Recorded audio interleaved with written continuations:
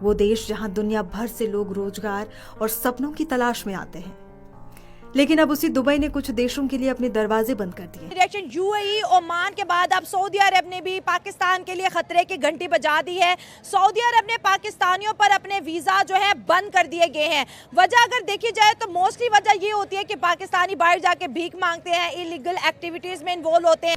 दरअसल सऊदी अरब ने उम्रा, बिजनेस और फैमिली विजिट के वीजा को लेकर 14 देशों के लोगों के लिए अस्थायी प्रतिबंध लगा दिया है। जो पाकिस्तानी अवाम आती है वहाँ आके भीख मांगती है। सऊदी अरब की ओर से ये फैसला इसलिए किया गया है ताकि लोग अवैध तरीके से हज न करने पाए। दरअसल हज का महीना आने को है। 4 जून से लेकर 9 जून तक हज होता है। दुबई के क्राउन प्रिंस शेख हमदान बिन मोहम्मद अल मखतूम 8 अप्रैल को 2 दिवसीय भारत यात्रा पर दिल्ली पहुंचे।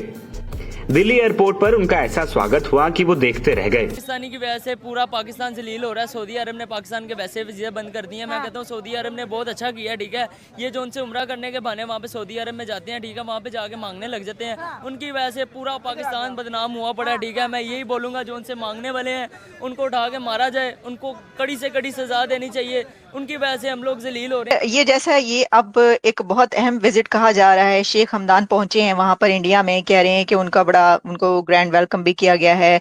मोदी साहब का उनके साथ बड़ा पर्सनल एक मुलाकात है, फिर वर्किंग उनके साथ लंच डिनर, फिर उनकी डॉक्टर जयशंकर के साथ मुलाकात है, राजनाथ सिंह के साथ उनकी मुलाकात है।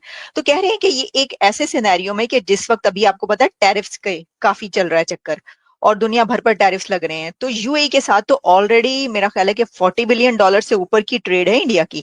तो इस वक्त इनका आप क्या देख रहे हैं कि ये विजिट बहुत अहम है और ये इकोनॉमी के उस पे आप समझ रहे हैं या डिफेंस सेक्टर में आप समझ रहे हैं कि इनके ज्यादा इंपॉर्टेंट है ये विजिट?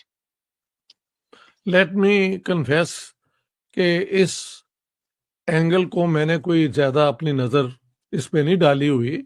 ये होता रहता है, लेकिन अगर वो क्राउन प्रिंस आए हुए हैं और इनको उनके लिए इतनी ज्यादा एहतमाम किया जा रहा है तो ऑब्वियसली उसकी एक इकोनॉमिक डिमेंशन तो जरूर होगी और उसमें अगर कोई डिफेंस वाली बात भी हो रही है तो वो एक इंटरेस्टिंग डेवलपमेंट है।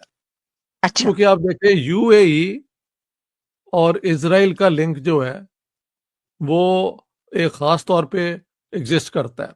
हाँ। और you know under Modi India is very pro Israel and pro Netanyahu ji. तो हो सकता है उस एंगल से भी कोई एक नई स्ट्रेटजी बन रही हो। बात हम ये कर रहे हैं कि सऊदी अरब जो कि हमारा मुस्लिम उम्मा का लीडर है, हमारा बहुत बड़ा भाई है, इस्लामी भाई है, आज उसने बोला है कि भाई हम पाकिस्तानियों के ऊपर सऊदी अरब के वीज़ाज बैन कर रहे हैं। सऊदी अरब इंपॉर्टेंट घटी इस वजह से है कि या पाकिस्तान के मुसलमान या दुनिया भर के वहाँ पर हज और उम्रा करने जाते हैं। सऊदी अरब का मसला ये है कि वो कहते हैं पाकिस्तानी हज और उम्रे का वीज़ा लेके आते हैं, यहाँ पर मांगने शुरू हो जाते हैं। और अगर देखा जाए छोटी ईद गुजर गई, बड़ी ईद आएगी, मतलब बड़ी ईद हज जाएगा और हज में भिखारी भी ढेर सारे वहां पर पकड़े जाते हैं। पिछले साल भी सऊदी अरब ने हज के दौरान ऑपरेशन करके 93,000 पाकिस्तानी भिखारियों को पकड़ा था और डिपोर्ट किया था।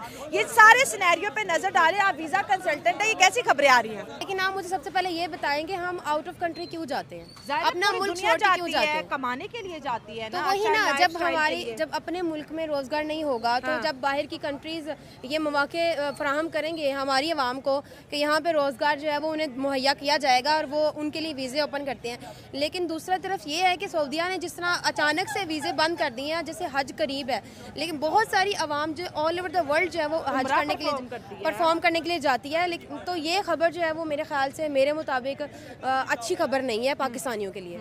अगर हम सऊदी अरब की बात करें, देखिए अभी जो है ना 30 अरब की जो कम से कम जो है 30 अरब डॉलर की रेमिटेंसेस हम कलेक्ट कर रहे हैं, ठीक है।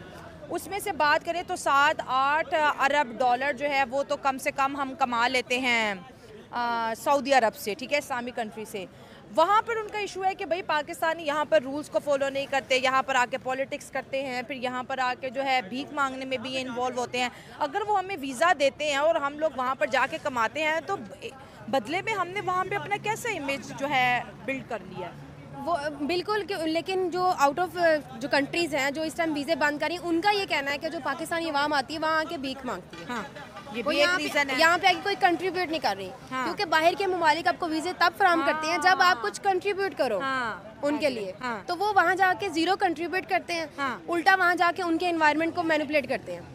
तो ये एक वजह हो सकती है कि उन्होंने जो वीजे बंद किए हैं। जी, तो बात हम करेंगे एक बार फिर डॉक्टर जयशंकर की, और डॉक्टर जयशंकर आज न्यूज में ज्यादा हैं और यकीनन आप लोगों को भी ये इंटरेस्ट होगा कि आखिर वो क्या क्या कर रहे हैं और किस किस से मिल रहे हैं। तो जी हाँ, डॉक्टर जयशंकर जो है वो जी मिले, साथ जो उनके साथ आपको दिखाई दे रहे हैं United state secretary of state है। इसके अलावा जी डॉक्टर जयशंकर से इनकी मुलाकात हुई है क्वाड फॉरेन मिनिस्टर मीटिंग के दौरान। जी हाँ, दोनों ने जो है वो मेरे ख्याल है कि जब से डोनाल्ड ट्रम्प ने जो है वो कहा कि जी टैरिफ वगैरह की बात की है, उसके बाद ये पहली मीटिंग है जो डॉक्टर जयशंकर की और अमेरिकन मिनिस्टर जो है यानी कि इनके साथ हुई है। और दोनों ने बात की, जी हाँ, ट्रेड पे भी बात की है और अमेरिका और इंडिया या भारत की जो रिलेशंस है उसके ऊपर भी दोनों लीडर्स ने या दोनों लोगों ने बात की। अब दूसरी तरफ हम अगर आ जाएं फिर पाकिस्तान की तरफ, तो हम भी चाहेंगे कि पाकिस्तान के जो मिनिस्टर्स हैं उनकी भी मुलाकात हो अमेरिका के जो लीडर्स हैं, अमेरिका के जो कह लीजिए जो मिनिस्टर्स हैं उनके साथ, और इसी तरीके से इतना ही कॉन्फिडेंटली वो नजर आए जैसे इस वक्त डॉक्टर जयशंकर दिखाई दे रहे हैं। मुझे लगता है कि द सेकंड वन कि इंडिया से वो कुछ हथियार खरीदेंगे, इक्विपमेंट खरीदेंगे, लेकिन इतना ओपनली कोई एक डिफेंस पैक्ट, इंडिया तो वैसे डिफेंस पैक्ट ओपनली बनाता भी नहीं है सर। श्रीलंका लेकिन के साथ अब हुआ है सर, डॉक्टर साहब, फॉर द वेरी अच्छा फर्स्ट टाइम। हाँ, श्रीलंका के साथ उनके बड़ी साथ हो डिफेंस की गया, अभी जी। दैट्स इंटरेस्टिंग, उनके साथ हो गया है। हाँ तो आप देखें इंडिया के और बांग्लादेश के जरा रिलेशंस अब थोड़े से, हाँ और कहा जाता है कि वो जो है डॉक्टर यूनुस उन्होंने चाइना को इनवाइट कर लिया कि यहाँ के आप आके बीएस बनाएं, ये है वो है। हम्म, हमने सुना था जो थी बांग्लादेश की फॉर्मर प्राइम हसीना मिनिस्टर के, हाँ जी, हसीना के अमेरिका ने प्रेशर डाला, अमेरिका वांटेड ए बेस और मैं एग्री नहीं करती थी। लेकिन अब लगता है कि वो जो डॉक्टर यूनुस हैं वो चाइना को इनवाइट कर रहे हैं। तो ये सारी चीजें एक डिस्टर्ब्ड दौर में होती हैं। जब स्टेबिलिटी होती है तो एवरीबॉडी वांट्स कि यार ये बैलेंस जो है ना हिले ना, इकोनॉमी फ्लरिश करे, कनेक्शन। लेकिन आजकल you know the world is in a flux, खासतौर पे विद प्रेसिडेंट ट्रम्प। आपको कल का नहीं पता किसके साथ क्या होना है। तो जी। इसमें जो एक अनसर्टेनिटी पैदा हो जाती है ना, हम्म, उसमें इस किस्म की कई चीजें होती हैं। आप बता रही हैं श्रीलंका के साथ इंडिया का जी डिफेंस पैक्ट हो गया, तो ये एक जी। इंटरेस्टिंग डेवलपमेंट है, ठीक है। हम्म, लेकिन I don't think defence pact India का यूएई के साथ हो सकता है। दैट अच्छा मेक्स नो सेंस, अच्छा। मेक्स नो तो sense, against okay whom, against whom, okay हाँ ओके हाँ ओके ओके